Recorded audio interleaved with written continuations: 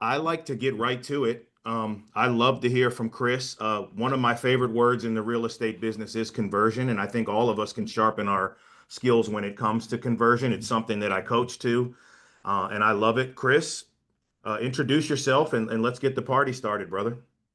All right. Chris Craddock, I run the Redux Group as well as a number of other businesses as well. With that said, we are just over 80 agents. Last year we did 400 and sorry, 544 transactions. This year we are going to be doing a whole heck of a lot more than that.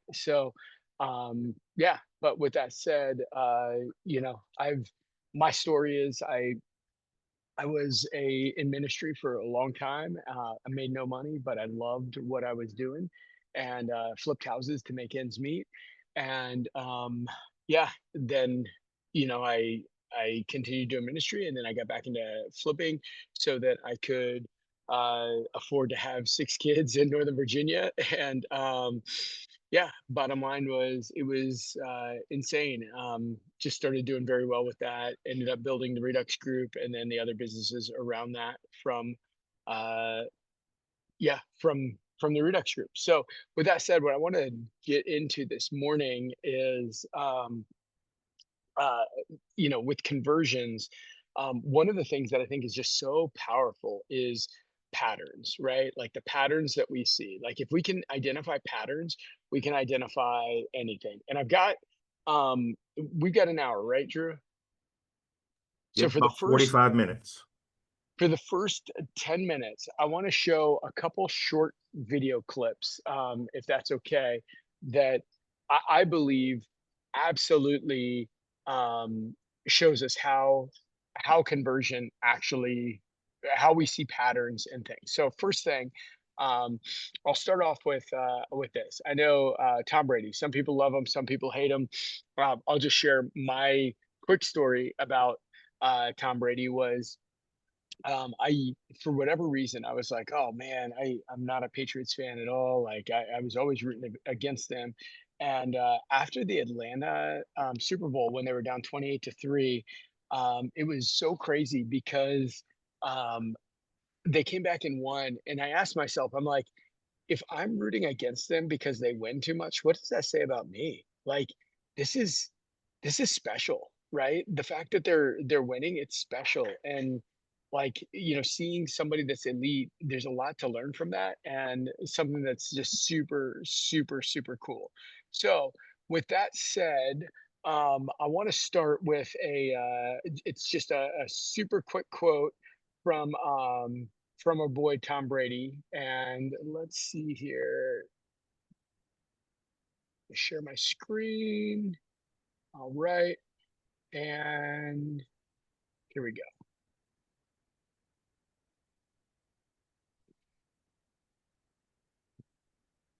We can't hear it.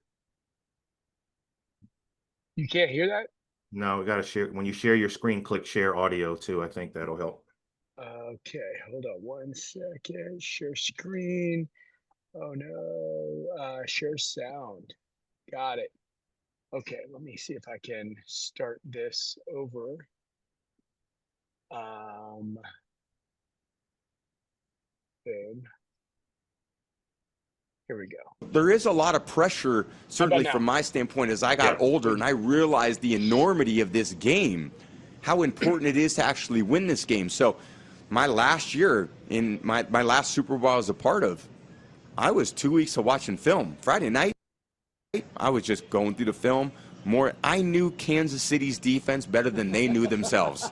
I knew their body movements, the way their linebackers moved, the way their safeties moved. Tyrann Mathieu, Nick Sorensen, Shavarius Ward. I knew everything they were doing. I got out there on the field. I looked up as I was walking the line of scrimmage, I said, okay, they're blitzing. And then I was dealing with it right away. I walked up, I said, okay, they're going to bail to cover two. Ball snap, cover two.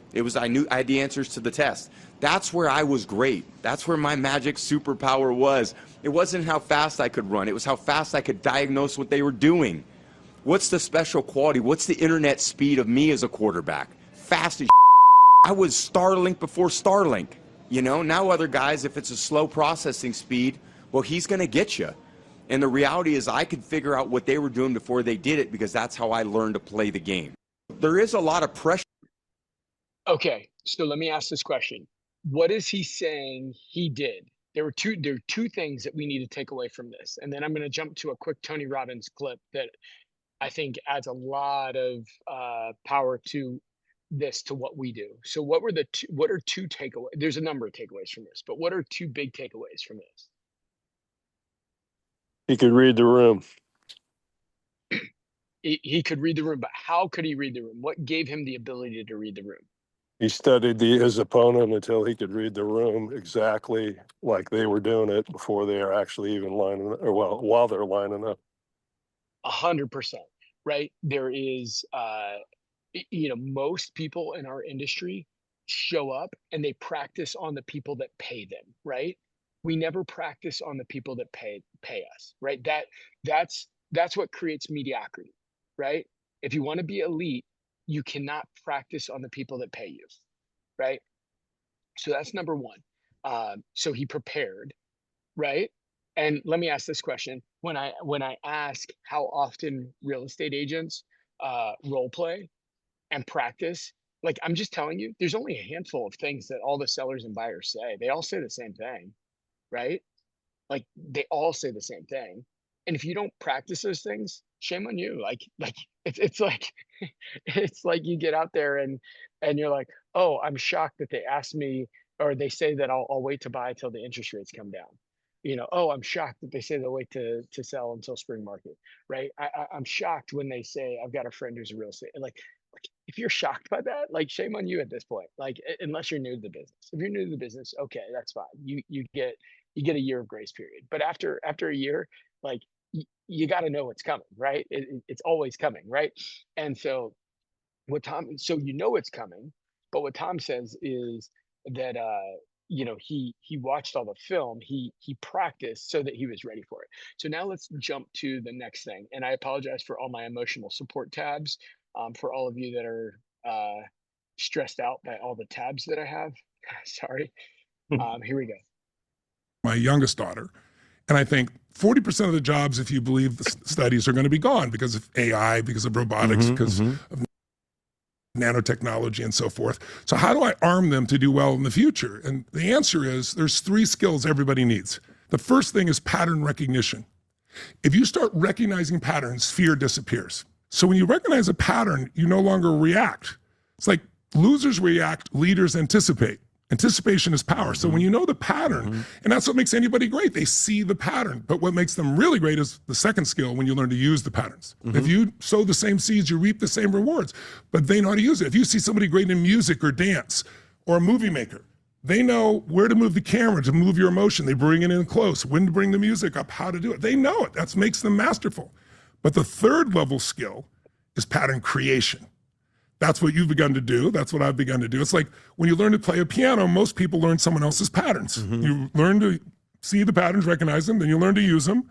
But if you do enough other music, then now you get to come out and you start creating things. So I'm standing on the shoulders of all the people before me, as are you, because I learned so many things to them. But now at this stage of my life, the last 15, 20 years, I've been able to create things because I know what those patterns are.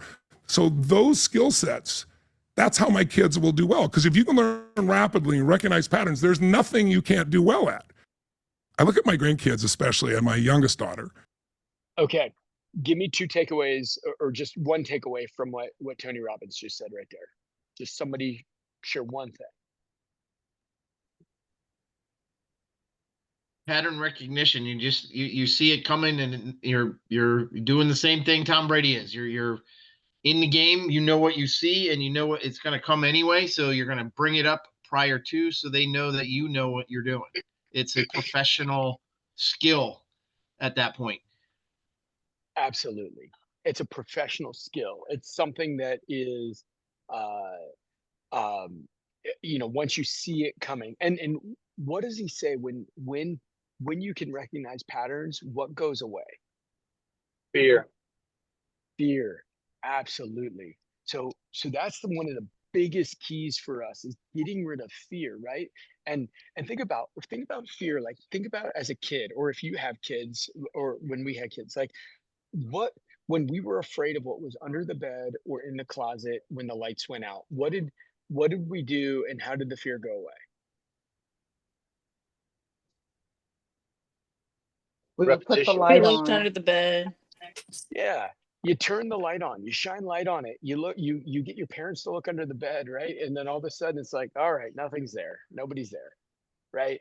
Like like that's it. You shine light on it and then the fear goes away. Like once you make it visible. But the unknown is what creates fear, right? But when you turn the light on, then the unknown becomes known and we're no longer afraid, right? So that's that whole thing with pattern recognition. It's like, oh yeah, all the buyers, all the sellers, they're going to say the same thing. Oh, when I start calling people, they're going to say the same thing. But if you don't know what they're going to say, then there's fear, right? But it's always like Scooby-Doo, right? You think it's like some monster, whatever, and then they rip the mask off and it's always the same bad guy, right? Like it's like all of them boil down to a couple bad guys. So here we go. I want to go to another quick 30-second Tony Robbins video as well about this same topic that just kind of hits it in a different way. We're going to do these last two, and then we're going to spend the rest of our time talking through what this means to us and how we can use it. You teach them, or yourself, you teach them pattern recognition. That's all learning is. If they learn rapidly as the world changes, whatever the world is, there'll be advantage over it. See, when you recognize patterns, there's no fear. Everything looks like chaos. Like when you're a new parent, it looks like chaos. Like you have multiple kids, 2, right? But you teach your kids 3 things. You teach them, or yourself, you teach them pattern recognition. That's all learning is.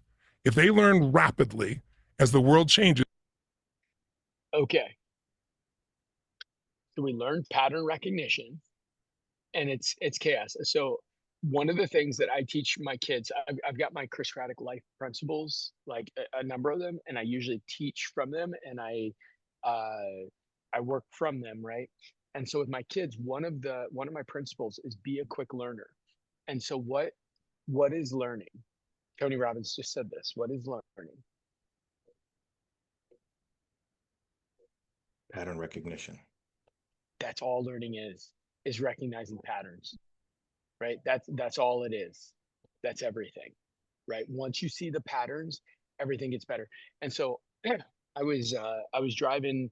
We were actually having this conversation this weekend with 3 of my boys. They were in the back of the truck, and I was talking to them. They all play different sports. One of them plays football, one of them plays baseball, and one of them plays soccer.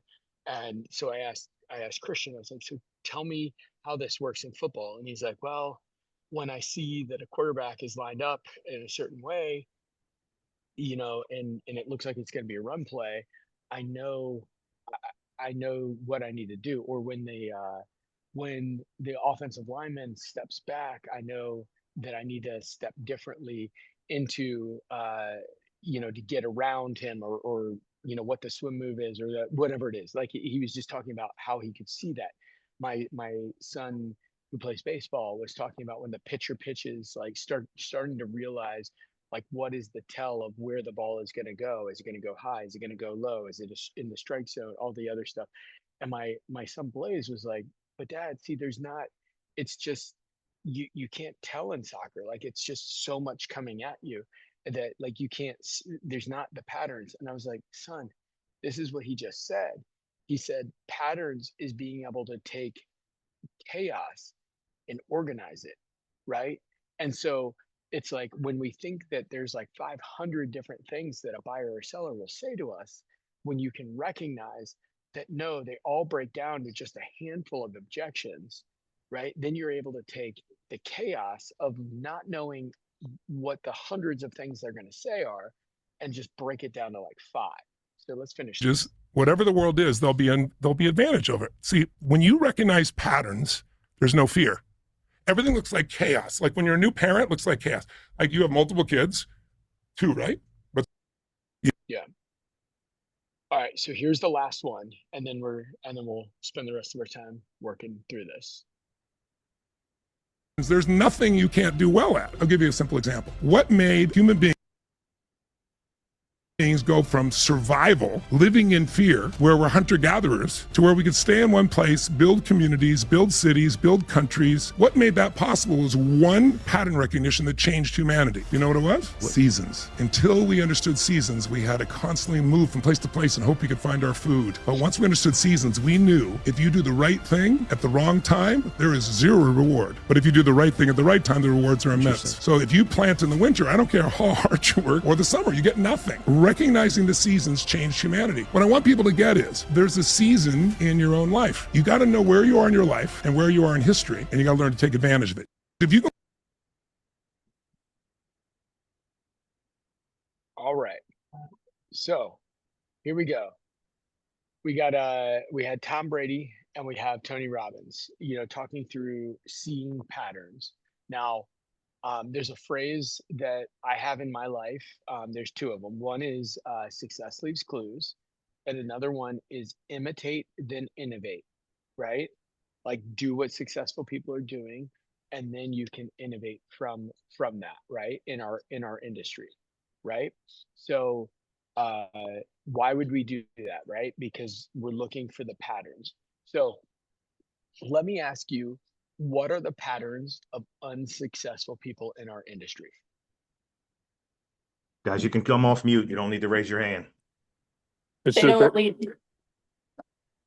Don't lead generate. 100%, Yeah. Lauren. 100%. Yeah, do not lead generate. Just hope that it all comes to them, right? If success was easy, everybody would do it, right? But it's not easy, right? Absolutely. What's another one? they don't have any patterns in their life. They've got no disciplines. They have no patterns to move forward. Yeah, it's so interesting. Don't have patterns. So I was talking about a morning routine years ago. It was so funny because like I was talking with our team back when our team was like 8 people, and and then like I spoke on a stage, and actually a lot of you guys know Belle on our team. Belle came up to me afterwards and was like, you talked about a morning routine and having just a plan for the day. And she's like, I realized, she was an All-American in field hockey, and she's like, I realized that if I treated field hockey the way that I treat my business, like I just wake up and I wait to figure out like what's going on. I don't have a plan for the day from the night before. She's like, in field hockey, I hydrated the night before. I showed up with a game plan. I when I got there, I warmed up and was ready to go and stretched out, warmed up, and then I stepped on the field and I was ready to go. With real estate, I roll out of bed and I'm just like, all right, well, let me check my email, let me check my social, let me figure out what I'm going to do today. Where do I have time? All right, well, I've got a showing. So what am I going to do in between showings? I've got one appointment this afternoon. I guess I'll just check emails and call when I can. All right. So here's the question. Here's the time to be honest. If that feels like you, put a 1 in the chat. If it's totally the opposite of you, put a 2 in the chat. Let's see it. 2. Awesome. So yeah, good. All right, a couple 2s here. Good. Yeah, it was so interesting. So Brandon Beasley, who runs our Richmond team, he wrestled at the Naval Academy, and he heard me tell the Bell story, and he was just like, "Oh my gosh!" He's like, he resonated, because obviously, that's high level wrestling, and he resonated, and he was just like, "Oh my gosh!" When you told me that, he's like, I do the same thing. He's like, I would have never made it to like a collegiate level if I would have treated it the same way that I treat my business. And all of a sudden, it resonated in the fact that he's got to have a plan. He's got to, and again, it's just about the pattern, right? And James Clear wrote a book. It says he calls it Atomic Habits. What it could be also called atomic patterns, right? Like like these are the patterns that make successful people successful, right? So what are let's look at the the patterns that we know exist right now. Like, what are some of the patterns that, if we step back and say, okay, pattern diagnosis and pattern recognition is one of the most important tools, and then using those patterns is super important. Let's step back for a second and say, what are some of the patterns in our industry that we can recognize, for good or bad? Let's just throw some patterns out. Seasons of real estate. Seasons, absolutely. So so anybody, either Dave or anybody, elaborate on what that looks like. Well, so we know that, we always say that people always ask us, what's the best time to sell your house? And that's a pattern. And so the answer to that is, whenever you want to sell your house is the best time to sell your house.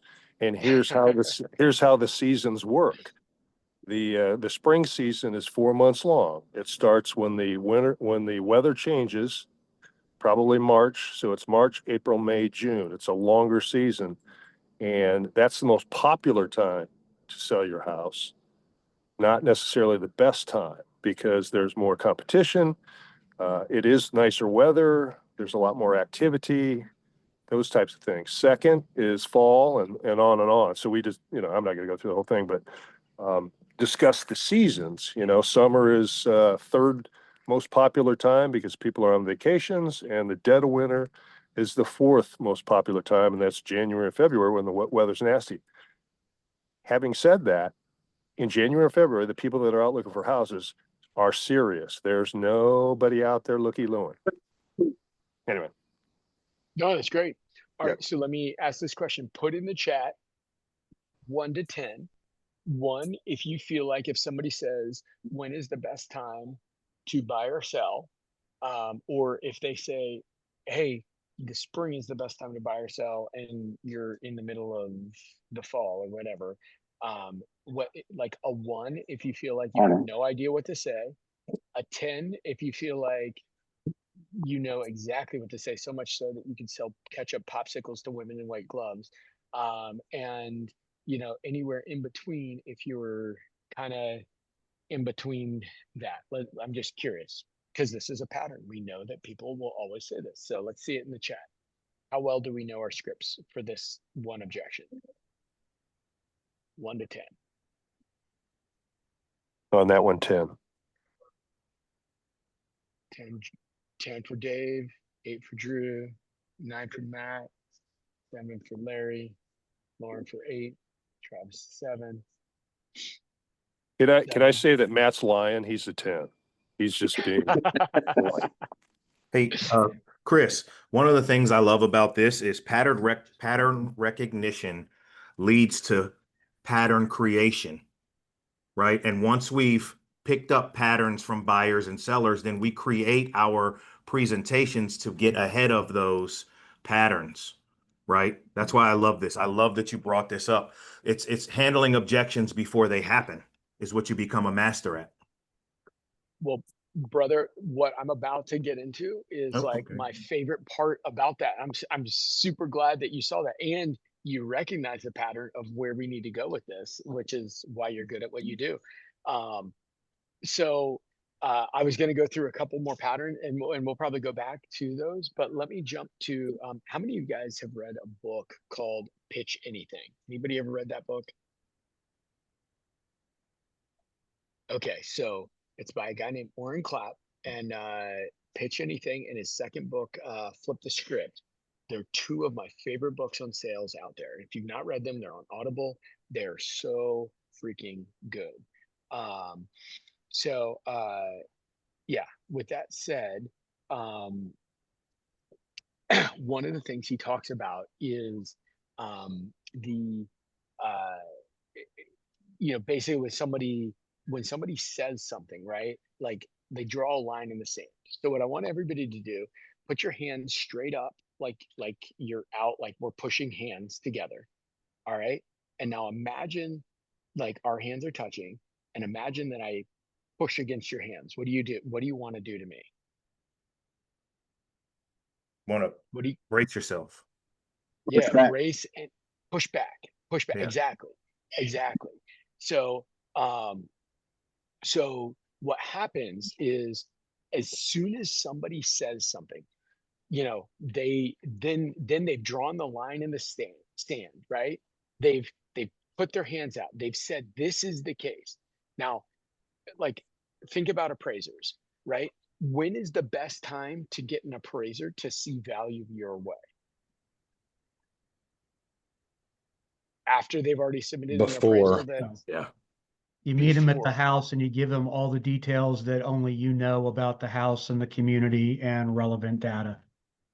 You Scott, dr- you 100%. you shape the person's um, decision process. Scott, dead on. 100%. You're shaping their decision process. Like, I love how you phrase that. That's like spot on, right? And but once they say, let's say the house is they appraise it for 600 and you're under contract for 650, and then you go in and try to shape their decision process. What do they have to say if they change it to get them to change it to 650? What do they have to say at that point? I was wrong. I was wrong. All right. Show of hands. How many of us love to admit to everybody around us that we're wrong? Show of hands. Wait, I don't see hands. That's weird. You guys you don't love being like proved wrong? It's so shocking. But we see on the internet, all these people put political things out on the internet and people respond to their political posts and change their minds all the time, right? Oh, wait, that doesn't happen? Nobody likes to admit they're wrong, right? Like nobody. That's why the political posts are just so crazy because like you're not going to change somebody's mind. Like it just doesn't happen, right? Now over time, there's conversations on that, but that we don't have like massive amounts of time on these with these buyers or sellers. So what we need to do is recognize the pattern, and what Orrin Clapp calls it is a power frame, right? So like once they set up the power frame and say, yeah, I think I need to wait until spring because that's a better time to sell. Like if you respond to that, then you have to get them to say that they were wrong. Now it's possible, right? We've seen appraisers change their mind. We have admitted that we're wrong sometimes. I know some of you guys, maybe not that often, but sometimes we admit that we're wrong. But the reality is, when we see it coming, then we can talk about it and address it before they verbalize it, before they draw the line in the sands, before they push their hands out and push back, right? Um, because because even answering their objection oftentimes requires them to say they're wrong. So the best converters in the world, the best salespeople in the world are the ones that can see the pattern ahead of time, can see that they're going to say, this is important to me, or they're going to say, I've got a friend in the neighborhood who is the number one selling agent in the whole region, even though they've sold 3 houses, all of the other things that they're going to say.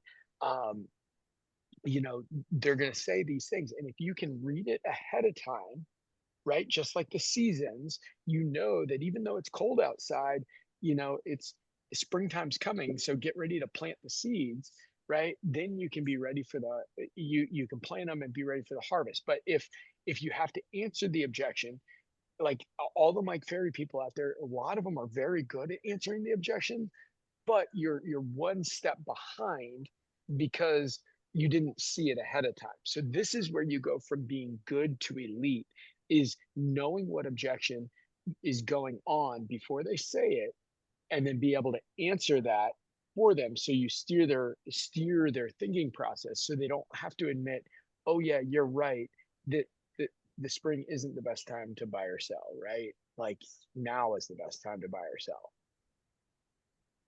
Does that make sense? Absolutely. So, so as we're looking at these patterns and we're able to step into these power frame decisions, where where people are going to push and we're going to push back and all of those things. What I want you guys to do is think through 3 or 4 places where you feel like you're kind of playing defense, right? Like remember the Tom Brady thing, right? He walked out and he knew what to expect, and so he didn't have to react. It didn't feel like chaos to him because he knew what their defense was showing, right? So then it's like he said it felt like he had the answers to the test, right? Well, here's the thing. If we step back and start seeing the patterns in our life, you have the answers to the test, right? And I'm telling you, you all have these answers to the test, right? Drew's been teaching this stuff for forever, right? Like, we all have these answers to the test. So let's step back and say, what are some of the test questions right now? We've thrown a couple of them out. What are some of the test questions that we have the answers to, that we need to see? And it's not just objection handlers. It's like other things too. So here's one. I've called 50 leads and nobody's ready to buy or sell. So what's the fear that comes from that?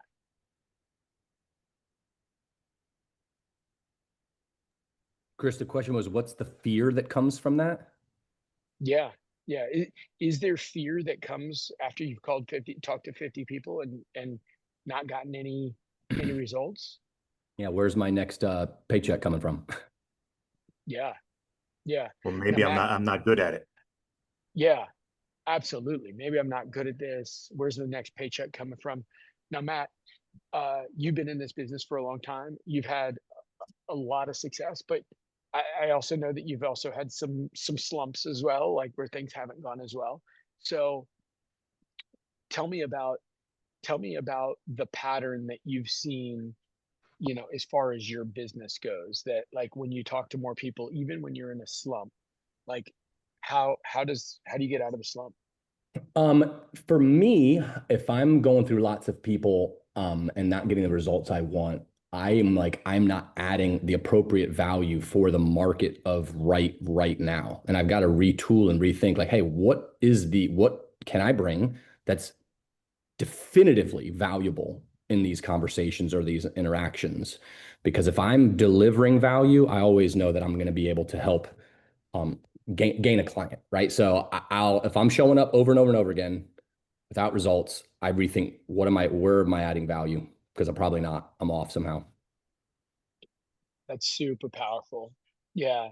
So when I first started, I had a goal that I was going to get a lead, a referral, or an appointment every single day, and I was just going to call until I got that. And I've got a lot of friends and family and other people on my phone, and so I just started calling. And some mornings I'm like, the second call, I get a lead, referral, or appointment, and I'm like, man, I might be the best that's ever done this, And then the next day it's like, 5:30 p.m. and I've been calling everybody for the whole day and get nothing. And I'm like, man, I might be the worst that's ever done this.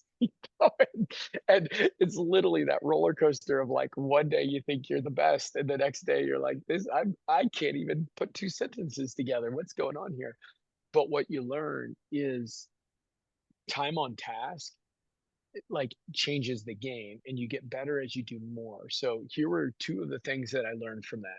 One, I did have some friends that no longer wanted to be my friend because I called them like a number of times and asked them for referrals. And the reality is, like, I realized I've got a friend in my life who I love and care about a lot, but every time the phone rings and his name's on it, I know he's going to ask me for something. He's never calling to just say what's up. He's never calling to just be buds. He's always going to ask for something. And I was like, I was that. Like, and I had a little bit of fear because I needed to build my business. I needed to pay for my family. So I was a little bit nervous. And so I was a little bit more on edge. like asking for like referrals. But then, I realized that there's something that we can do with our business. And actually, it was so interesting because Matt said adding value. And I like, once I realized that I turned a few friends off, I was like, yes, every time I call everybody, I am asking for something. And so that's when I shifted immediately, right? Be quick learners, see the pattern. And I saw the pattern, and I wasn't as quick of a learner as I needed to be on that, because I did have a few friends that felt like I was just calling them, just asking for stuff too many times. And there's also, I always want to give ways that you can learn on your own. There's another book that I love. It's called The Art of Learning. It's one of the best books on the market. If you've never read it, it is so good. Um, but it's called The Art of Learning. And and so then I shifted and I said, okay, I am going to never call somebody again, never to call to say, just check in. I'm like, if you ever call and say, hey, I'm just checking in, oh, you're taking from them. Their time is valuable and you are taking from them. Don't ever call to check in. You need to always call to add value, right? And it was interesting at the last EXP mastermind we were at. One of the speakers had something to share that I thought was super powerful.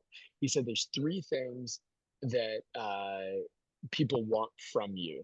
And sadly, I don't remember what the third one is, but the first two were super powerful to me. So I was like, okay, number one, what do you guys think the first one is? Let's say like somebody that bought a house from you 5 years ago. What do you think number one is?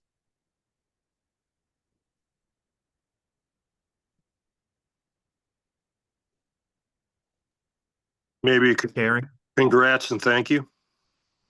How much is my house worth now? Yes, they want to know the value of their asset. That's it. They want to know how much is it worth. So if you call and give them and just say, hey, I was just thinking about you the other day, values have gone up so much in the last 5 years. And every once in a while I check and see how much my house is worth.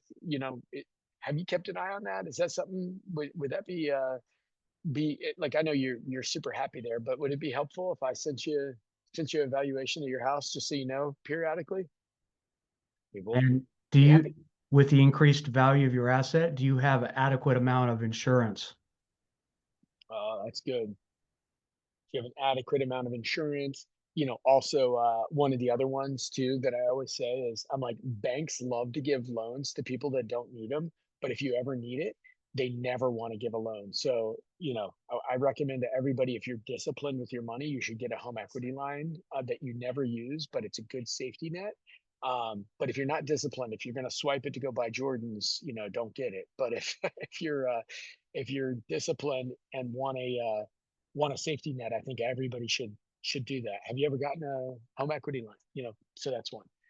And then the second one, this one was so powerful to me, because a friend of mine just told me a story that was really interesting. It's your vendor list. They want to know your vendor list. They want to know who they can trust. And it's so interesting because a super close friend of mine, she lost her husband a few years ago. And she's like, it's so crazy because when Paul was alive, anytime we needed something, he had a buddy, right? He's like, oh, I got a buddy that does this. Oh, I got a buddy that does this. And she's like, what I learned about women is we don't have buddies that do that. she's like, Paul had buddies. And like, she's like, I've got buddies that do like other things, but I don't have the buddy that does all like, and when I asked the ladies groups, they didn't, but when I asked guy friends, they all had a buddy. And she was like, and it was so interesting that conversation coincided with hearing that like the number two thing that past clients want from you is a vendor list, right? So if we call and just say, hey, I'm not the guy that does any of the work, but man, I know the guy that does. So is there anything that you need, plumber, electrician, roofer, any of that stuff? Is there anything that anybody I can connect you with? Right? Any thoughts on that? Now that's really powerful, Chris. I appreciate you saying that. You know, just this week, I was working with a junk removal company that was totally awesome. You know, so you know everybody's got junk they want to clear out, and you know, and that gives me an excellent idea as far as value for folks. Just like, hey, listen, you know, I just had a bunch of stuff cleaned out of this house, and I'm thinking about having to do some in my house. You know, just wanted to offer that this is one. And oh, by the way, I've got a list of 15 other thousand people that you can call on any type of thing, because this is what we do. Yeah, cool. Absolutely. Absolutely.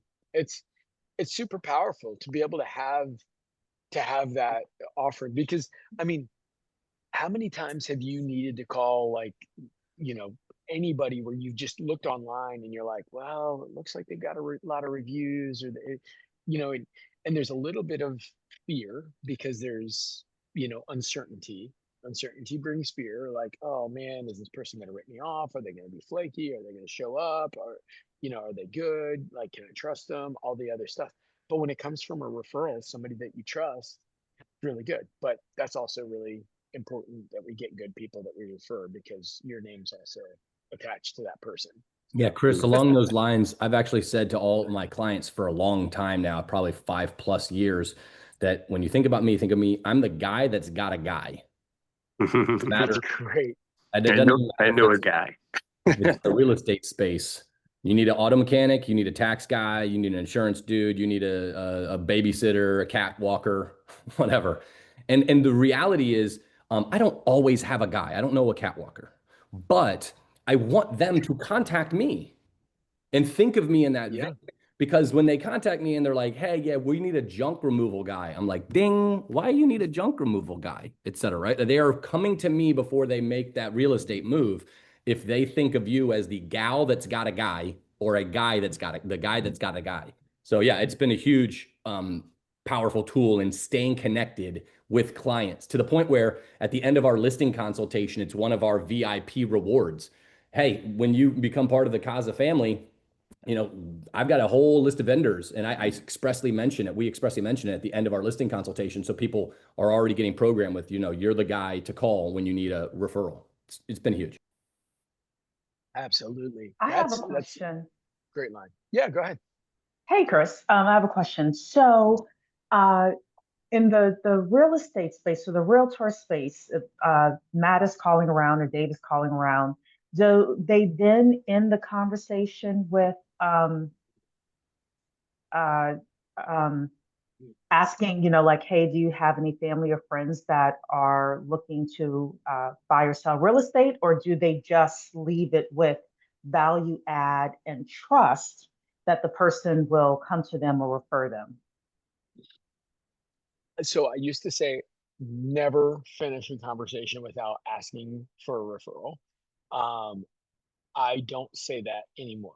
I say most of the time you should, but I also feel like you should, you know, and the high I personalities will feel like you never should, you know, because they're going to be so afraid of like, you know, somebody not liking them or whatever and feeling like they're being too pushy. So if you're a high I on the disc profile, then discard what I'm saying right now because, you know, you need to ask more often. But if you're not a high I on the disc profile, then you need to read the room and see like have I given a lot of value. Here's my rule of thumb. Anytime somebody thanks you for anything, um that's when I ask. So like when I call and say, you know, if you're under contract, right, if I call and say, hey, we got you under contract at a great price, and you're like, oh, this is awesome, they're excited. So the only time you should ask for a referral is when you're giving good news, right? That's my take. So there's usually 3 times in a real estate transaction, and you need to ask every single time in that. Like when you go under contract, when you're through contingencies, and when you close, you need to ask for a referral all 3 of those times, right? Because you're giving good news, right? You just closed. Yeah, good news. You know, you're a homeowner or you're about to get a big paycheck for the money that you made. And then that's when you ask, right? If you're giving value and they really like they feel like you've given a lot of value, yes. But here's my rule. is you always need to give more than you take, right? So if you call and you're just having a conversation and you ask for a referral, then you've taken more than you've given, right? And so I'm always looking at that scale, and I want in my friendships, in my family, in my business relationships, I always want to have invested more than I've taken out. And if it ever, the scale ever goes the other way, then I don't think I'm living the way that I want to be. And I think part of the success that I've had in life has been that I've always said, I'm always going to put in more than I take. But don't get me wrong, all you high eyes out there, it doesn't mean that you don't take the withdrawals, right? Like, you've got to take the withdrawal. If you don't take the withdrawal, you will be broke and you will never make any money. Right? So, it just means that you need to add more than you take, but that doesn't mean that you don't ask, right? It just means that you're giving more than you're taking. Thoughts on that? I love that, Chris. I always say, give it out in slices, get it back in loaves. I've been saying that for a long time. And you can't make a withdrawal from a bank account where you don't have an account. You can't walk in Wells Fargo if you don't have an account and ask for money. It doesn't work that way. Love that. 100%. Yeah, there's a book again called Influence. Anybody read that book? Robert Cialdini. Oh my gosh, this is probably my favorite book of the last decade. Okay, it is that good. He is so good. But one of the things he talks about is the law of reciprocity, right? Look at anytime people give out free samples, anytime somebody gives you something, you feel like the universe is out of balance unless you give something back, right? How many of us have gotten a Christmas present from somebody that we didn't have a Christmas present for them? How do you feel? You're like, oh my gosh, I've got to do something, and so then you do more, right? You look at that, like at the mall, people give out free samples because if somebody gives you something, you're likely to give back more. This is one of the reasons why, and actually, here's the thing, and I'm so frustrated with our team because only half the people are doing this. But one of my keys is anytime you go on an appointment, you always, always, always call the buyer or the seller and you say, hey, I'm going to stop at Starbucks or Dunkin' or whatever. What's your drink of choice? Right? You bring them something, you give them something, right? Like again, it's the law of reciprocity. You want to give more than you take, and the whole universe opens up for you. All right, everyone. It's past 9:15. Chris, we want to respect your time. Does anyone have any quick questions before we let him go? Yes, thank you. Matt. The Art of Learning, that's the Josh Waltzkin book? Is that Yes. the author? Okay, cool. Yeah, Waitskin. Yep. And he was the guy that they wrote the movie Searching for Bobby Fischer about. He was world champion at chess, and then he won world champion Tai Chi push hands, whatever it is. So he's world champion twice on 2 different crafts, and his whole thing is, if you can be a fast learner, you can be world class at anything. And that's what he teaches, is how to learn fast. Great. All right. Anyone else? Chris, thank you so much for taking time out of your busy day, man. We really appreciate it. This was great. I love it. Yeah, Thanks, you. Chris. This is awesome. Thank you, Chris. Totally awesome, Absolutely. Chris. Hey, if I can serve any of you guys Thank you. anyway, please reach out anytime. Thank you. Guys. Thanks, everyone. Happy Tuesday.